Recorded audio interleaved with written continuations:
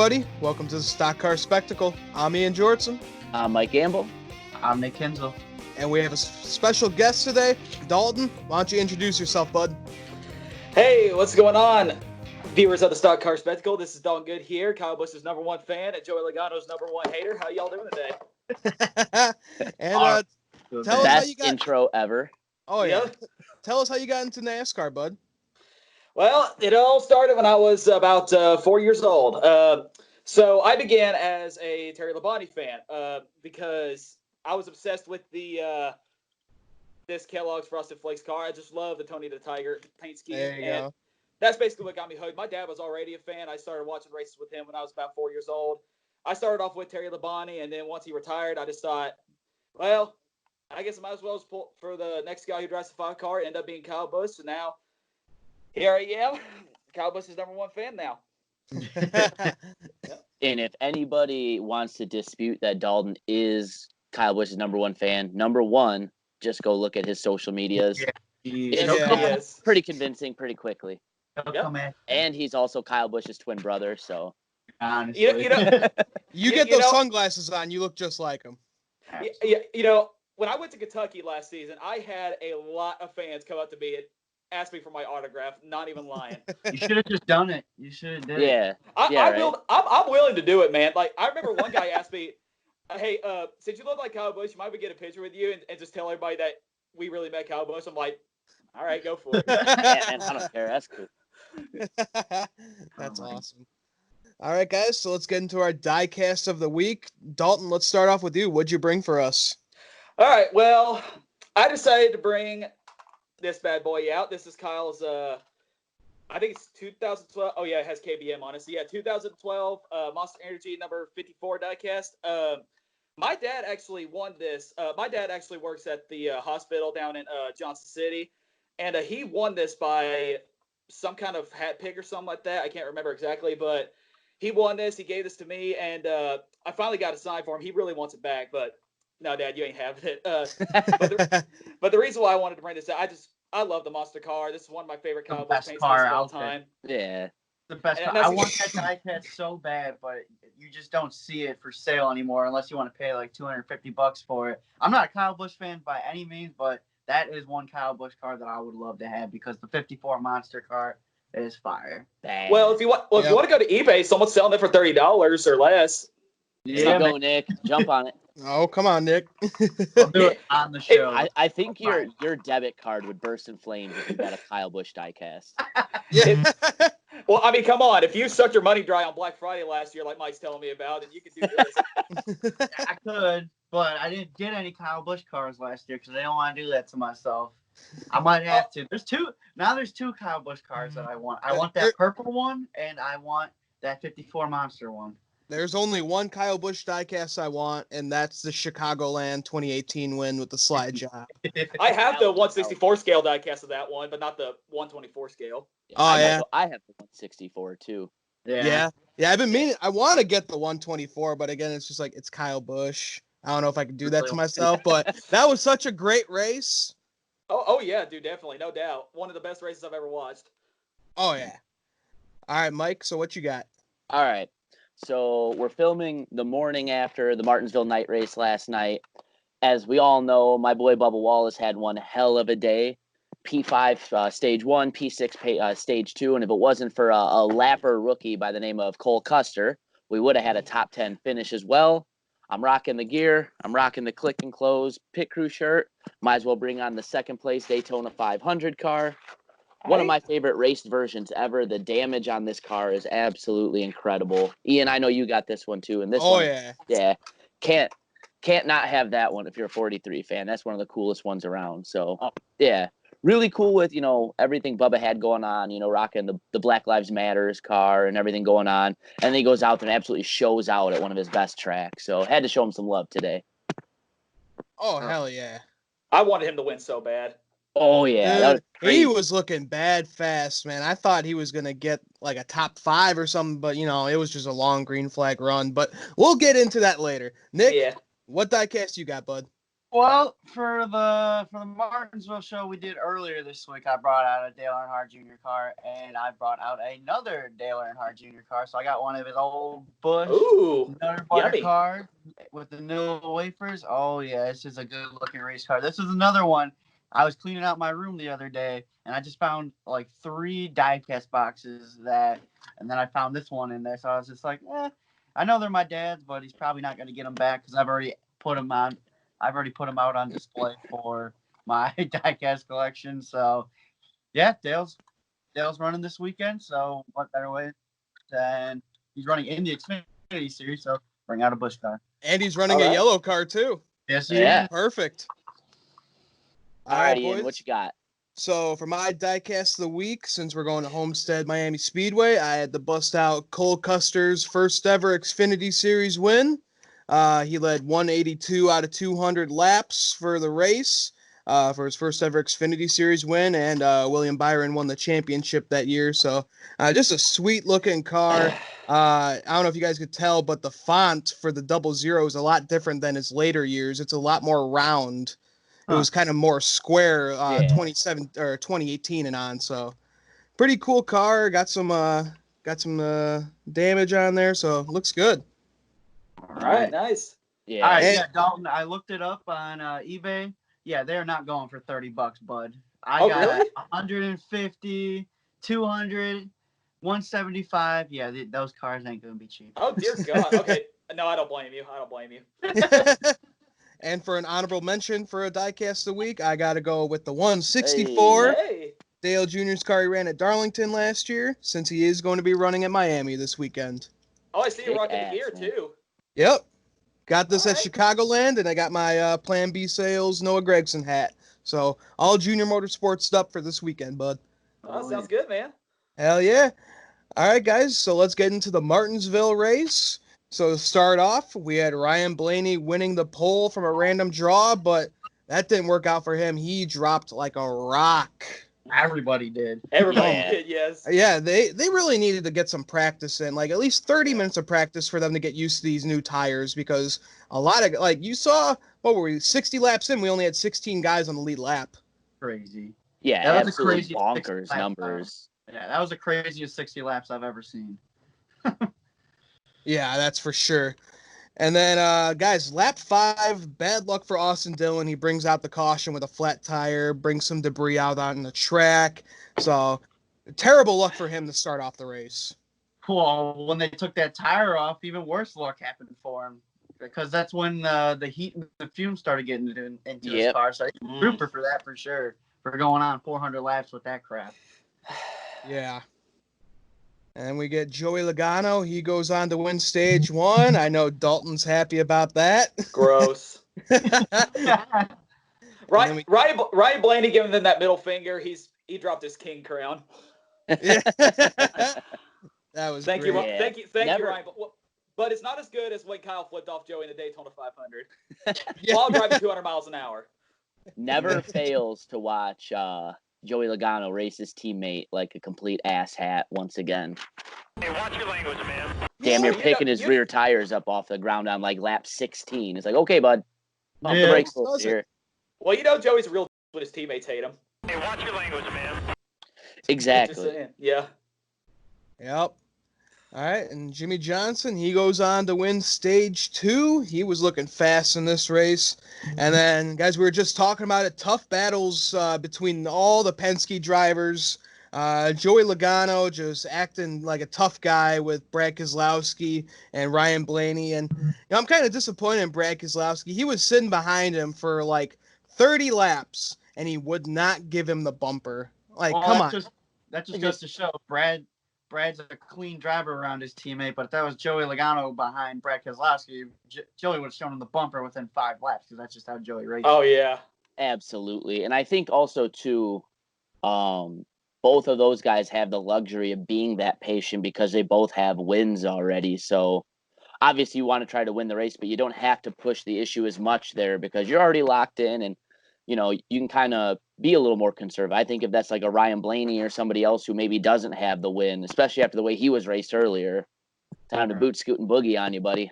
Yep. Yep, that's for sure. And then, guys, we had Bubba Wallace. He was taking no prisoners during this race. He was giving everyone the bumper. He was just telling everyone, get the hell out of my way. Yep. And worked out well for him, finishing 11th. Yeah, marched through the field, stage points in stages 1 and 2, and like I said earlier, just missed the top 10. Man, what a hell of a drive! I think he really is a phenom at Martinsville. Like if you saw him in really top end equipment, I think he'd be able to get multiple wins at Martinsville year in and year out. He is a stud there. Right. Yeah, that was the first time in his career that he's ever scored stage points in both stages 1 and 2. So good. That's for crazy.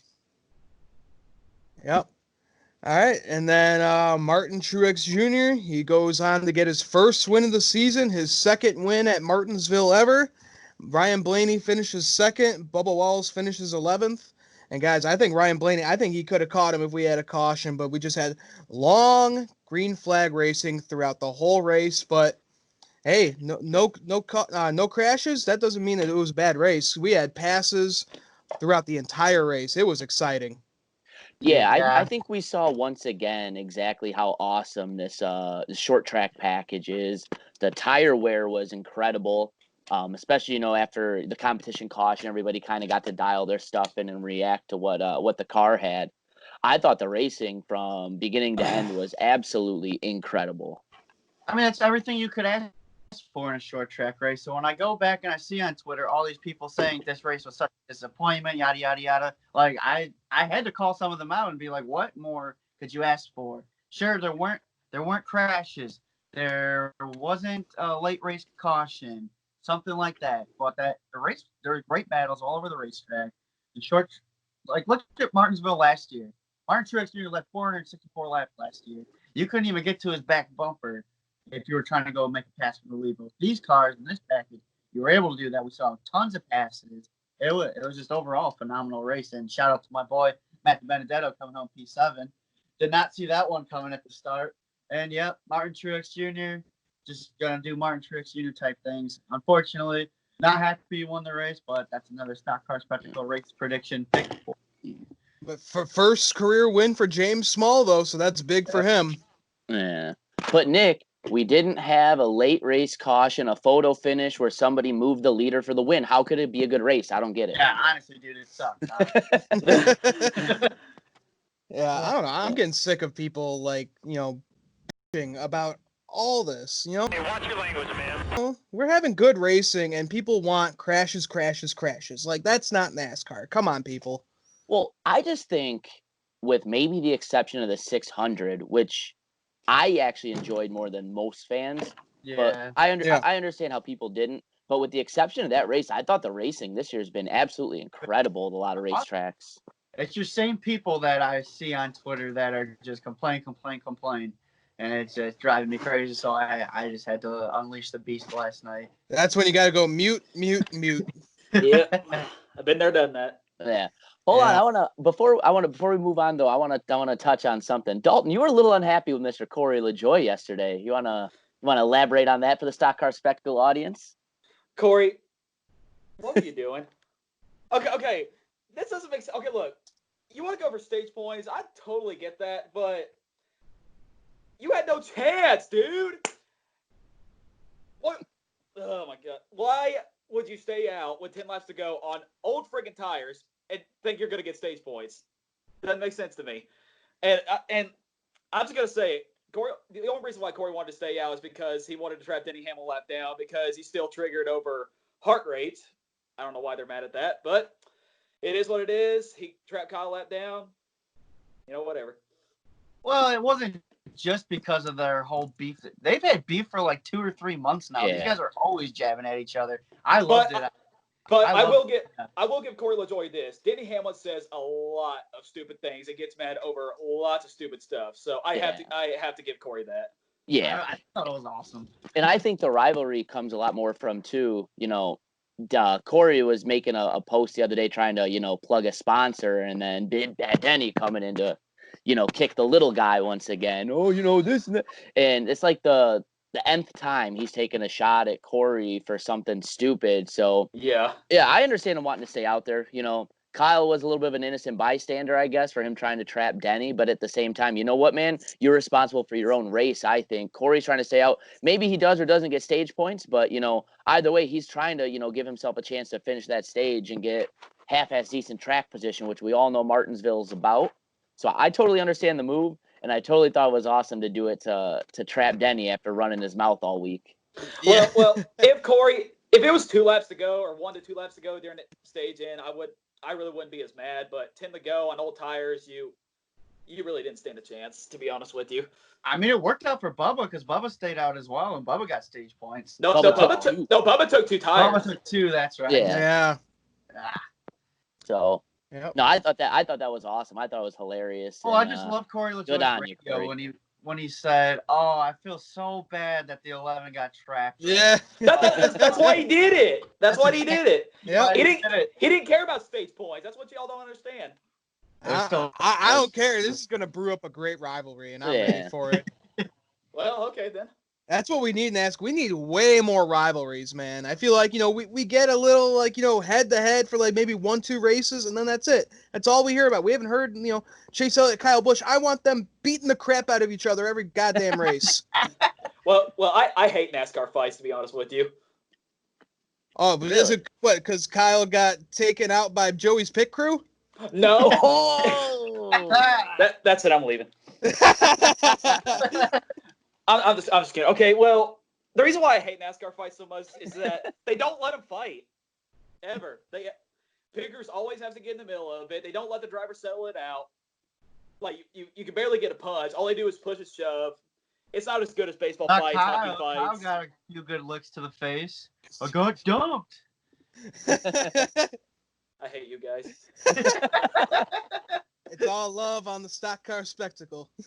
Yeah. Oh no, I agree to an extent though. It's like they really don't let them kind of, and I mean they can't. You can't have somebody get hurt over something like that. But I mean, I don't want people to get hurt.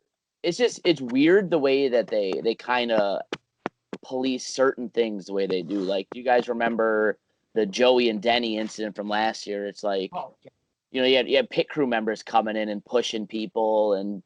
Trying to act the tough guy. And that stuff's got to stay out of it. Like, make those guys stay in the box, their pit boxes, and let the drivers do their thing. Well, Joey can't fight because he has to run away. Well, yeah, that's the truth. Well, then, you gotta have the pit crew guy freaking yank him by the collar to the ground. Dude, that could have killed break him, his dude. neck for God's sake. That was scary when I saw it. Like, holy crap, man. Like, yeah, he could have broken his goddamn neck. Dude, 100%, man. Especially somebody that doesn't expect that coming, too. Yeah. Yeah, that was crazy. But, hey, that's just short track racing. I'm scared. Hey, watch your language, man. Oh. Geez. Hey, Trevor Bain's going to be working the radio a lot for this episode. Yeah, I'll tell you that. Hey, what's your language, man? I told you to get that edit ready. Yep. Yeah, we need to get you like a soundboard with that. You just press it like every time. Right. All right, guys, but I think that's a good spot to end our review show. You boys got anything else to add before we go? You mind if I tell a story that might be entertaining? Sure. Go for it. I about missed the whole thing yesterday. I thought you were at Hooters watching it. Okay, here's what happened. Okay, so I have YouTube TV, okay? YouTube TV went down, not just on my TV, like everywhere. I looked it up. Everybody was having problems with it, and it wasn't getting fixed. So I'm like, well, I got to go somewhere and find a race to watch. I went to Buffalo Wild Wings at first. I sat down, I get a drink, and I asked them, hey, can you please change the race to Fox Sports 1, please? Said, sure. They changed it to Fox Sports 1. They don't even have it. So I'm like, well, I'm going to have to go now. Like, the green flag's getting ready to start, and I'm just like, okay, look, here's money for my drink. Goodbye. I'm going to have to go. I have no idea what sports bars in Murfreesboro have Fox Sports 1, but there was a Hooters near where I live, and I thought it was closed at first. And not just because of COVID. I mean, they closed before this coronavirus outbreak began for something. I can't remember why, so I thought they were closed. But I thought maybe I'm going to drive by there and see if they got it. And I saw they're open. I'm like, okay, well, I'm going in. And I go in. I asked them to change Fox Sports 1 before I sat down. I saw it was already on TV, so I went in and got that. And right on time before green flag dropped. So I got to say, you may sponsor the wrong driver, but thank you, Hooters, for saving my life. So the moral of the story is Dalton got to watch a race at his second favorite driver, Chase Elliott's sponsors restaurant. and of course, I had a Chase Elliott in there talking, yep. Oh yeah. I've watched a race once or twice from the Hooters by us, and honestly, it's a little cooler than you think, even being up here in Illinois. But no, hey, never bad when you're having Hooters wings watching the race, though, brother. Now, one more thing I got to say before I move on. I think I know why Kyle sucked yesterday. I think I'm cursed. I am never watching a NASCAR race, a Tennessee Vols, Nashville Predators, Carolina Panthers game at any bar ever again. And here's the reason why. I have a bad trend. So, starting with this year for NASCAR in the Daytona 500, I had to watch the rest of the Daytona 500 at a sports bar in Orlando. Kyle's leading with 18 laps to go in the Daytona 500. The engine blows. So then he got that. He sucked last night. I was watching it at a bar. Now we get to Tennessee Vols. I was at Myrtle Beach last year on Labor Day weekend, and Tennessee's first game against friggin' Georgia State. I was watching that game in the bar. Got beat by Georgia State. So embarrassing. And on New Year's Day, I went to go watch the Winter Classic between Nashville and Dallas, and we got killed by Dallas. So, Hey, Dalton, maybe it's not you. Maybe your sports teams just suck. No, screw you, dude. Oh, Hey, Tennessee. Final appearance on the Stock Car Spectacle, probably. Tennessee had a turnaround last year, first of all. Kyle Busch is still one of the greatest drivers of all time. And Nashville still sucks. No. I'll take. Yeah. Okay. Hey, we would have made the play. Chicago would not have made the playoffs if it wasn't for this COVID shutdown. Just saying. Yeah, but remember the last time the NHL had an irregular season? What happened? Oh yeah, Hawks won the Stanley Cup. So oh my gosh. something you guys don't have, unfortunately. Oh boy. Is this the Stock Car Spectacle, or what is this turned into? Hey, why do you hang toilet paper up like that? That's not funny. People in Murfreesboro, Tennessee, are still hoarding toilet paper. Well, yeah, you got some on the wall, man. Why would you do that? I've got to start buying Florida Gators, Joey Logano, and Chicago Blackhawks flags if people don't stop hoarding all the toilet paper. Oh, here we go. So, tell me, why are you a Panthers fan and not Titans fan? Okay, I was actually a Broncos fan first. Actually, no. Do you know how LeBron, Lakers fans are just LeBron James fans? Like, they're not really Lakers fans. That was me with Peyton Manning. Like, when I started watching football, I was a big Peyton Manning guy. I mean, he's a former Tennessee guy. Yeah, former Tennessee guy. So I pulled for him when he played for the Colts, but then he got hurt and moved to Denver. So I'm like, okay, I'm moving to Denver. Then he retired, and I didn't know what I wanted to do exactly. I didn't know if I wanted to stay with Denver or find another team. I thought about the Titans, but that was back when they were really, really sucking. And Charlotte's a city that I really want to move to. Now that I'm graduating college, I want to find a NASCAR job there. And I just thought, you know what? Because since my city, I wanted to pull for the Carolina Panthers over there. So that's why I chose them. Plus, I like the colors too. Yeah, they got some of the best looking jerseys, I think, in the NFL. And even as a Bears fan, I got no problem with the Panthers. We can not hate each other on that one. I like the Bears, and plus, my dad, one of the biggest Bears fans you ever meet, but he hates Mitchell Trubisky. Oh. He wants him out of here. We're not gonna go down there because this will be a 6 hour. Go down that path. All right, well, I just wanted to get that out there. So. Well, you can thank us for Olsen. Yeah, you got old Greggy. Oh my God. No, that was friggin' David Tepper's fault. Threw him under the bus just like he did Cam Newton. I do not like the new owner. I really, really don't.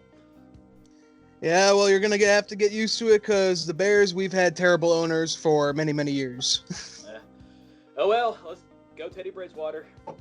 Teddy my guy. Oh, my God. You guys are set with him. Holy crap. Yeah, he's a beast, man. Christopher McCaffrey and Teddy Bridgewater are my only hope on this team. There you go. It's just crazy to see Teddy playing again. My good buddy lives up in Minnesota, and, you know, he was telling me, like, what happened. Like, they weren't even sure Teddy Bridgewater was gonna like walk again, like live a normal life, let alone play football again. See, And see, here that's he my is, he's big. back. See, that's my biggest fear. The Carolina Panthers' offensive line sucks. Like, they are so bad. Can't block worth a crap. Welcome My to the biggest- club. Yeah, just like our line. Hey, Yeah. So my biggest fear. I mean, if they miss one block, there's a good chance Teddy could get hurt and our season's over. So we Who gotta knows, get an brother? O-line.